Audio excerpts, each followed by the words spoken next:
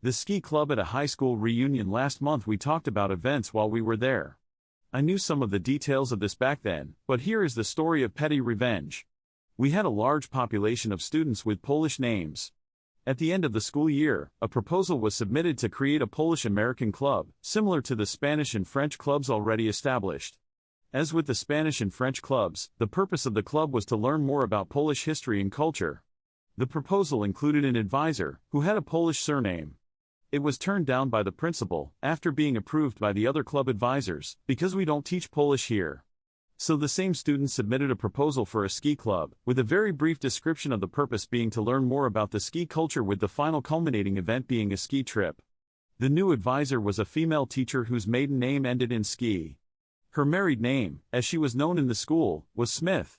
It was approved by the club advisors, who had no clue about the actual purpose of the club, and rubber-stamped by the principal. In the fall the club started up. Weekly meetings were held that focused on Polish history and culture. A few non-Polish students came to the first meeting, but once they found out it had nothing to do with skiing down a mountain, they didn't come back.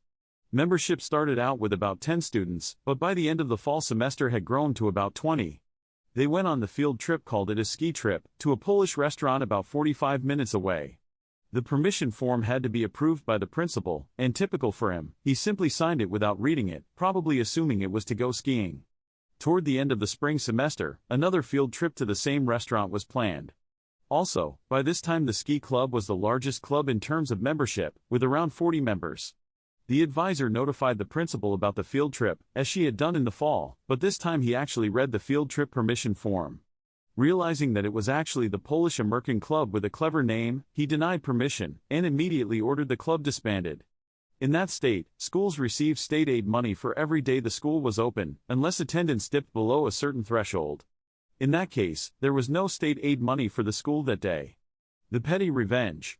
The entire club, and many other students, held their own version of senior skip day. They called it ski skipping, and spent the day at a park. A bunch of parents chaperoned. There was no state aid for the school that day. The students submitted notes excusing them from school from their parents over the next day or two, so there was no disciplinary action that could be taken. The advisor did not go, as she would have been in some serious trouble for that. Petty only, as the principal only lost about 0.5% of the state aid for the year, but it was enough to make an impact on his budget. The next year the Polish-American club was proposed and approved. Commenter says, "Love it. One of the Polish folks in my area told me this joke: why do so many Polish names end in ski? Because toboggan was too long. Yes, I'm a dad, and I approve of this joke." Commenter says, "Lol. That was some smart thinking." Commenter says, "Those ski poles are handy. Did this principal spend any time looking for his?" Thanks for watching. I love you. Follow Reddit Echoes for more.